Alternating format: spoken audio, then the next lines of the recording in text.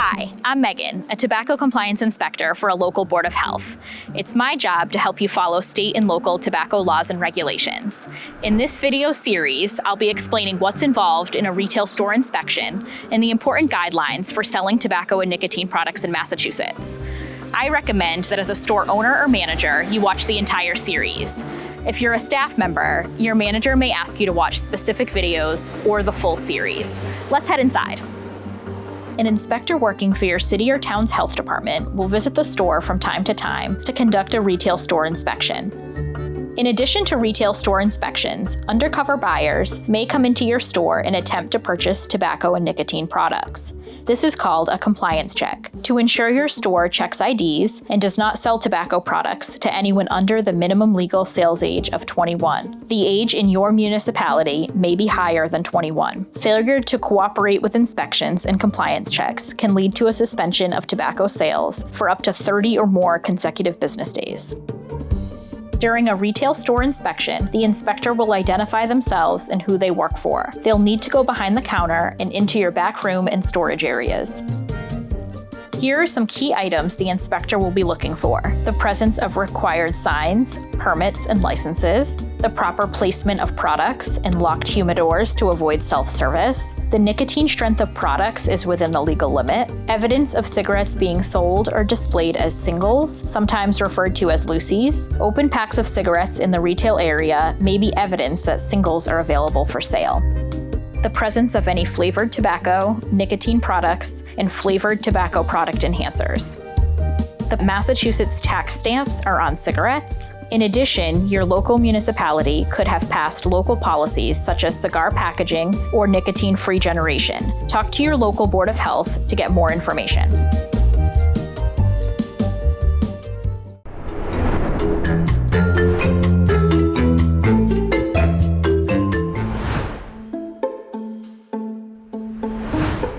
It's Megan again, here to cover an important topic in the Tobacco Inspections in Retail Stores series, IDs. You know how you have to show ID at Fenway or the Boston Garden every time you want to buy a beer? Well, it's the law to do the same for every tobacco, vape, and nicotine product purchase. State law requires that you obtain government-issued photographic identification with date of birth from every tobacco purchaser every time, no matter how old they look. Let's take a look at the types of acceptable IDs. First is a valid Massachusetts driver's license or out-of-state driver's license. Shown here is a Mass driver's license for people who are 21 or older. This can also be issued as a real ID, which looks the same as a regular driver's license, but it has a star in the upper right corner. This is true of Massachusetts real IDs, but each state may have their own real ID symbol. Next is a valid Mass liquor ID, or identification card. These are issued by the Registry of Motor Vehicles to people over 21 who do not use a driver's license. Have you ever seen an ID card that is vertical, meaning that it is tall and narrow? State-issued vertical ID cards generally mean that the holder is under 21 years of age. But in some cases, individuals who have turned 21 may still be using the vertical card depending on when it was issued and the expiration date. An easy way to verify this is to look at the red under 21 until date. Other acceptable forms of ID are a valid military ID, U.S. passport, or U.S. immigration card.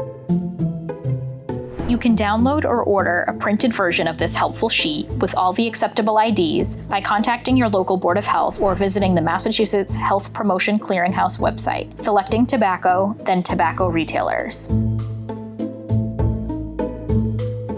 You cannot accept work or school ID cards or bank cards, even if they display a photo. IDs must be government issued, showing a photo and date of birth. As a reminder, you need to ask for ID for every tobacco and nicotine purchase, regardless of how old the person looks. That's it for IDs. In addition to what we've covered, remember to check all of your local tobacco sales regulations and check out the other videos in the Introduction to Tobacco Inspections in Retail Stores series.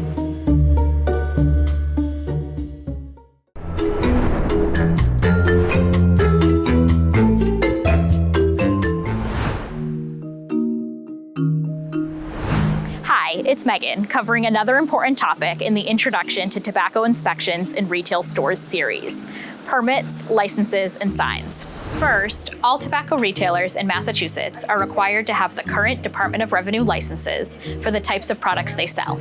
The three possible licenses are for cigarettes and loose tobacco, cigar and smokeless tobacco, and electronic nicotine delivery devices. Department of Revenue licenses are issued every 2 years in September of the even year. For example, in 2024 and 2026. You can apply for the license online at the Mass Tax Connect website. You should check your local regulations about whether you need to post the license. Either way, your store should keep the license handy for inspections.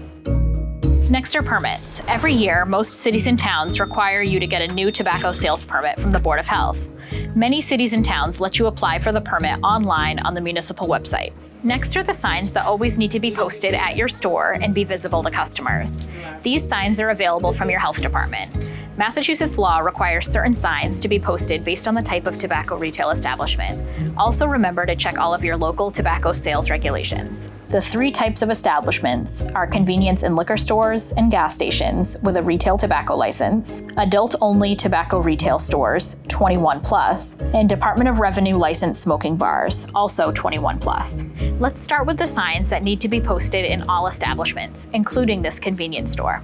First is the minimum legal sales age sign. This sign must be posted in the tobacco sales area, visible to your staff and customers. If you have more than one cash register for selling tobacco products, you need to post a small version at each register. Next are signs for free help to quit smoking. These are available in large and small sizes. If your store sells cigars, you'll need to post one of these 2 cigar signs. The next sign is the Massachusetts state law referencing the minimum sales age for tobacco products. If your store sells e-cigarettes, you'll need to post this e-cigarette warning sign. You also need to post this sign prohibiting the sale of all flavored tobacco products. The only exception is for Department of Revenue licensed adult-only smoking bars, who may sell flavored tobacco products for on-site consumption only. In addition to the signs we just covered, there are 2 more that apply to adult-only tobacco retail stores and smoking bars. Must be 21 plus to enter, and a warning about the presence of secondhand smoke or aerosol. You only need to post this sign if your city or town allows smoking or vaping in adult-only retail tobacco stores. Both need to be posted so they are visible from outside of the establishment. Does this feel like a lot to remember? Good news, there's a helpful fact sheet you can download by visiting the Massachusetts Health Promotion Clearinghouse website and selecting tobacco, then tobacco retailers. Your city or town may require other signs for local tobacco policies. Contact your health department for more information.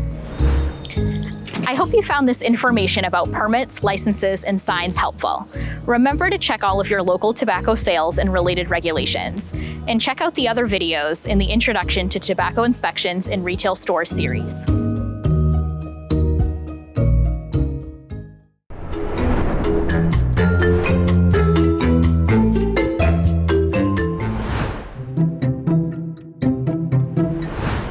It's Megan here again from the Introduction to Tobacco Inspections in Retail Stores series. Did you know that retail stores can't sell any flavored tobacco products, or Delta 8 or CBD products, or vape or nicotine products over the allowable nicotine limit? Easy enough, right? Well, it can be tricky to know which products contain these flavors or ingredients. In this video, I'll explain how you can identify these products and how you can protect your store from violating the law and paying large fines. Massachusetts restricts the sale of all flavored tobacco and nicotine products unless you are a Massachusetts Department of Revenue licensed smoking bar. How do you know if something is flavored? Using 2 different products, we'll show you how to determine if a product could be considered as having a characterizing flavor other than tobacco. First, for a combustible product like this cigar, sometimes you can keep it in the wrapper and simply smell it.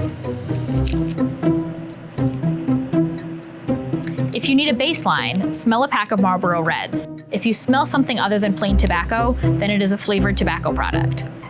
The courts say that an inspector does not have to identify what the flavor is, just that it's something other than plain tobacco. Now we'll turn to testing for flavor enhancers that could have been added to non-flavored tobacco, nicotine, and vape products. These flavor enhancers are also against the law. Now let's head outside to test a vape product. We'll check for flavoring in this vape product. Remove this tab at the bottom of the cartridge, and then blow into the cartridge from here. The vape stream will come out where you would normally put your mouth when vaping. You'll be able to get a good whiff of the product. And again, anything that doesn't smell like plain tobacco, like Marlboro Reds, is flavored. Here's another important tool in determining that a tobacco product is not flavored. Tobacco manufacturers are required to provide letters to your wholesaler or distributor stating their products in your store comply with Massachusetts state law. These letters certify that there is no characterizing flavor other than tobacco in the product. Each unflavored product for sale must be listed. As a tobacco retailer, you are required by law to have these manufacturer's letters available for inspection for each product you sell. Ask your distributor if you don't have these letters. If you suspect a product is flavored, even though a letter certifies it is not, do the sniff test. Don't be fooled or taken advantage of because you will be the one who pays the fine. If you need help determining if a product is flavored, contact your local health department. If you sell vape or nicotine products and you are a non-age restricted store, manufacturers are also required to provide you with letters stating that the nicotine content in vape products is under 35 milligrams per milliliter. Remember, these letters come from your distributor or manufacturer. Another banned product for retail sale in Massachusetts is any item containing Delta 8 or any Delta product above that level, which is a THC-based substance. You may find Delta products packaged in flavored vapes or in food or drinks. Sale of Delta 8 products is not allowed, and you could be fined by your Board of Health or the Department of Agricultural Resources. Your local police department could also become involved because Delta 8 is a controlled substance. What about CBD products? Can you sell these? The answer is no. The Department of Public Health has prohibited the sale of any food product or any other consumable product that contains CBD and makes medicinal or therapeutic claims. In addition to what we've covered, remember to check all of your local tobacco sales and related regulations. And that's it for flavors, flavor enhancers, manufacturer's letters, Delta 8, and CBD. And be sure to check out the other videos in the Introduction to Tobacco Inspections in Retail Stores series.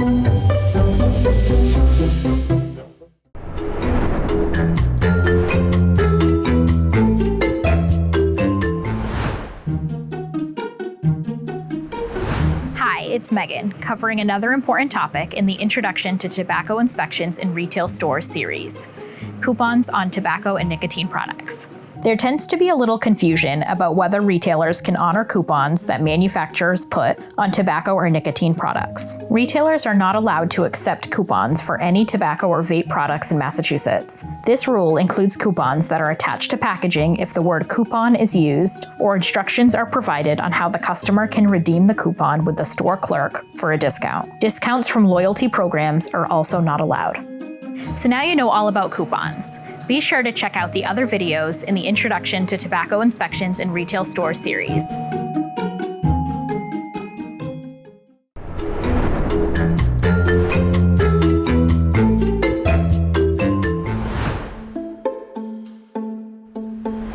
Hi, Megan here. The state tobacco sales law requires specific fines for different violations of the state law.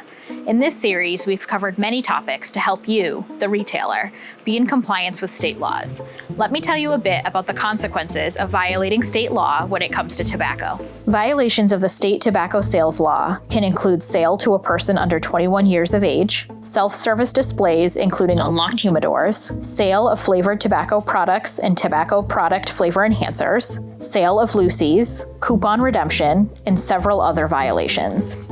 Correction or cease and desist orders are sent or delivered by the health department after the inspection or compliance check. Some violations, like missing signs, can be corrected on the spot and rarely result in fines. The correction or cease and desist orders will specify the details of the violation, including the date and time. It will also include the fine that is to be paid, suspension information if there is one, and instructions about how to appeal.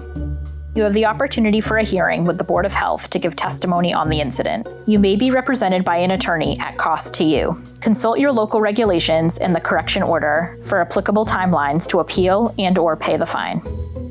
Fines for state law violations range from $1,000 for the first violation to $5,000 for the third or more violations within 3 years. All fines are paid to the city or town that your business is located in.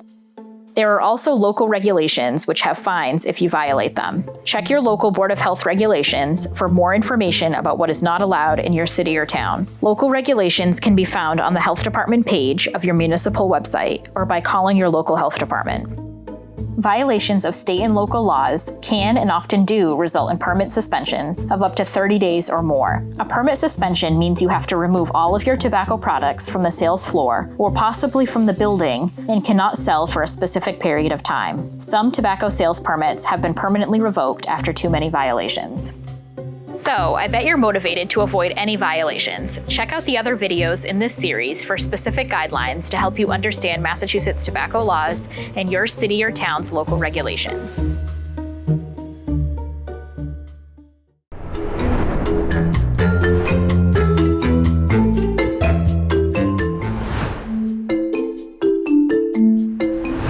Hi, it's Megan, here to wrap up our Introduction to Tobacco Inspections in Retail Stores series. I hope that this information was helpful to you, whether you are the owner, manager, or store clerk.